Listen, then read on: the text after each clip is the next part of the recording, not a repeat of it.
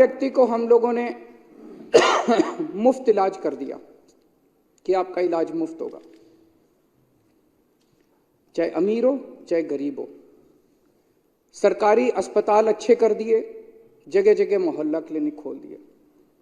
मुझे ये बात कहते हुए बड़ा दुख है कि इनकी पार्टी ने उन अस्पतालों का बेड़ा गर्क करने में कोई कसर नहीं छोड़ी। पिछले 2 साल के अंदर, पिछले 2 साल में जिस तरह से एलजी साहब ने अधिकारियों के माध्यम से दवाइयां बंद कर दी, टेस्ट बंद, लड़ लड़ के मैंने उसको दोबारा चालू कराया, लड़ लड़ के दोबारा। ये अच्छी बात नहीं है, ये अच्छी बात नहीं है।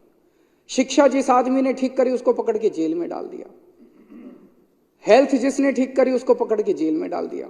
फिर भी जब अस्पताल चल रहे थे तो उनकी पकड़ के डॉक्टरों की भर्ती। जो खिड़की के ऊपर आदमी बैठता है, एमटीएस कहते हैं, डेटा एंट्री ऑपरेटर कहते हैं, डेटा एंट्री ऑपरेटर एक दिन ऑर्डर पास करके सारी दिल्ली के सरकारी अस्पतालों की डेटा एंट्री ऑपरेटर हटा दिए। एक दिन तो ऐसा आया जिस दिन खिड़की पे कोई नहीं बैठा था, दवाइयों की खिड़की पे कोई नहीं, रजिस्ट्रेशन की खिड़की पे कोई। ये क्या है? और फिर इस सदन के अंदर आके इनकी हिम्मत होती है कहने की कि सरकारी अस्पताल खराब पड़े। अरे तुमने करे हैं सरकारी अस्पताल खराब। आज सरकारी अस्पताल हमने इतने लड़ लड़ के उसको व्यवस्था को हम कोशिश कर रहे हैं कि वो दुरुस्त रहे। सरकारी अस्पताल हमने शानदार कर दिए। ये लोग बार बार कहते हैं आयुष्मान भारत, आयुष्मान भारत, आयुष्मान भारत। आयुष्मान भारत क्या है? आयुष्मान भारत सबसे बड़ा स्कैम है, स्कैंडल है, स्कैंडल है, सबसे बड़ा स्कैंडल है आयुष्मान भारत।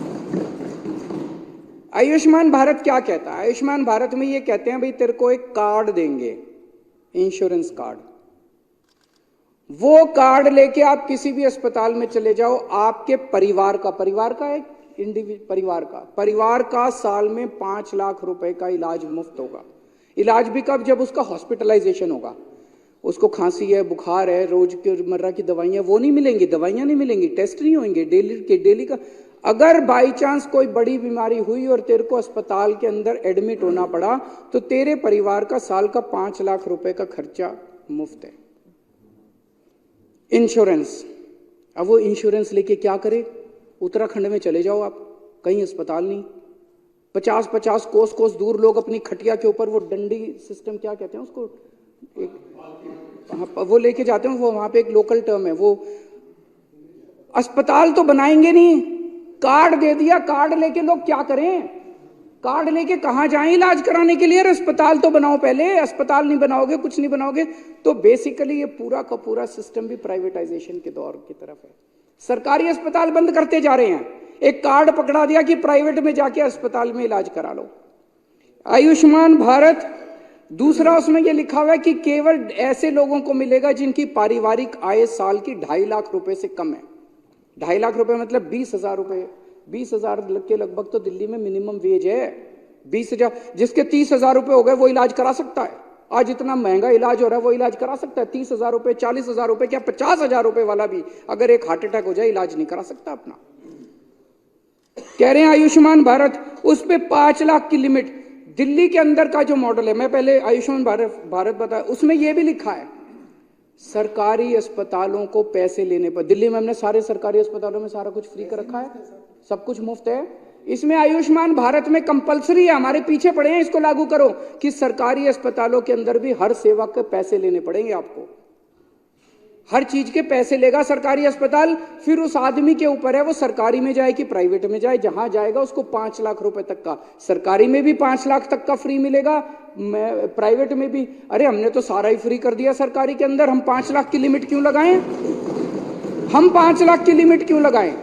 आप कहते हो कि सरकारी अस्पताल में पहली बात तो हम पैसे लेंगे, ब्लड टेस्ट लेंगे तो पैसे लेंगे, दवाई लेंगे तो पैसे लेंगे, डॉक्टर जो बैठा है उसकी जो कंसल्टेंसी चार्ज लेंगे, और वो 5 लाख रुपए तक। हमने तो सब कुछ फ्री कर दिया, सारों का फ्री कर दिया। ये कहते हैं 2.5 लाख रुपए की इनकम वालों को देंगे, हमने तो सारे अमीर गरीब सबका फ्री कर दिया। तो तुम्हारी आयुष्मान भारत अच्छी है, हमारी केजरीवाल मॉडल अच्छा है।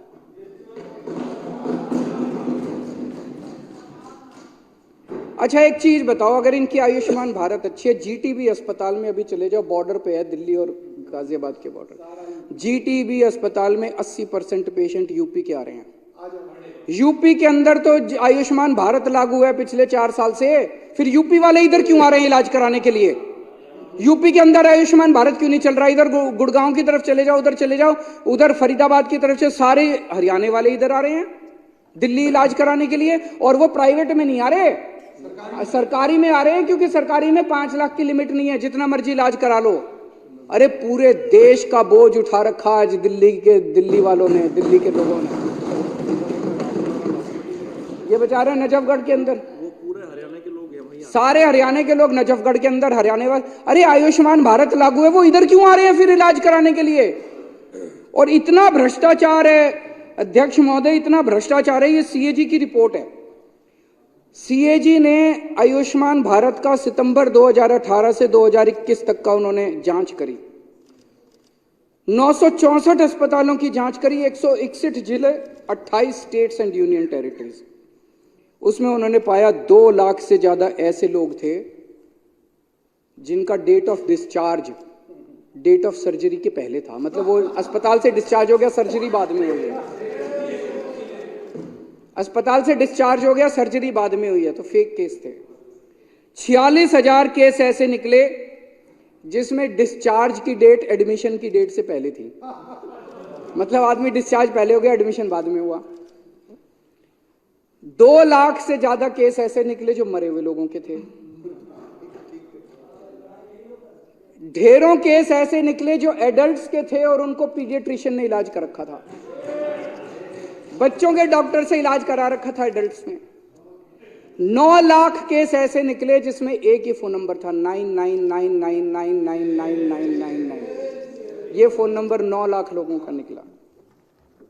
इस तरह के बहुत घपले निकले। ये मैं नहीं कह रहा, ये आयुष्मान भारत कह रही है, ये इनका मॉडल है और हमारा मॉडल है। हमने शानदार अस्पताल बनाए, सरकारी अस्पतालों का बुरा हाल था, हमने शानदार अस्पताल बनाए। हमने ये भी, जो अब आप माननीय ओपोजिशन लीडर ने अभी बोला कि अल्ट्रासाउंड की या किसी की 2025 की डेट मिल रही है, हम फरिश्ते स्कीम लेके आए हैं। हम एक और डार्क स्कीम लेके आए हैं जिसके अंदर ये है कि अगर आपको किसी भी टेस्ट की 1 महीने से बाद की, टेस्ट की 2 दिन से ज्यादा, ऑपरेशन की 1 महीने से ज्यादा डेट मिलती है तो प्राइवेट से इलाज करा लो, उसका खर्चा हम देंगे। आपके एलजी साहब ने इस स्कीम को भी रोक दिया। आपके एलजी साहब ने इस स्कीम की भी पेमेंट नहीं होने दी। जाके रो एलजी निवास में, राजनिवास के अंदर जाके रो कि वो क्या कर रहे हैं। दिल्ली के लोगों को दुखी कर रखा है उन्होंने, और आप ही लोग करा रहे हो। ये गंदी राजनीति कर रहे हो, ऐसे मत करो, ये ठीक बात नहीं है। पाप चढ़ेगा आप लोगों को। ऊपर वाला देख रहा है, ऊपर वाले से डरो।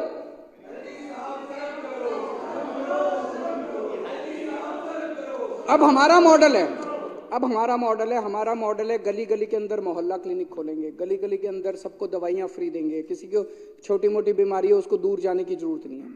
दूसरा मॉडल है, हम बड़े बड़े अस्पताल शानदार बनाएंगे, किसी को फोर्टिस, मैक्स, अपोलो क्यों जाना पड़े। हम ऐसे अस्पताल बनाएंगे, हमारे वाले ही फोर्टिस जैसे लगेंगे, हमारे वाले ही मैक्स जैसे लगेंगे दिल्ली सरकार के अस्पताल। हमने इतने शानदार अस्पताल बना दिए। पूरे देश के अंदर शानदार अस्पताल और गांव-गांव के अंदर मोहल्ला क्लिनिक खोलने के लिए मात्र 5 लाख करोड़ रुपए का खर्चा है। मैंने सारा कैलकुलेट कर लिया।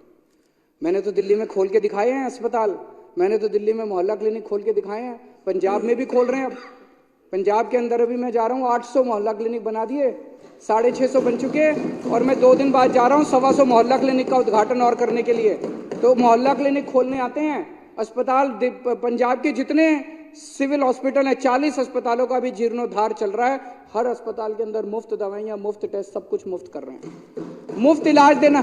5 लाख करोड़ रुपए के अंदर इस देश के 140 करोड़ लोगों को फ्री इलाज मिल सकता है, हमें देना। तो आज देश को स्वास्थ्य के क्षेत्र के अंदर भी दिल्ली ने एक दिशा दिखाई है, कर सकते हैं।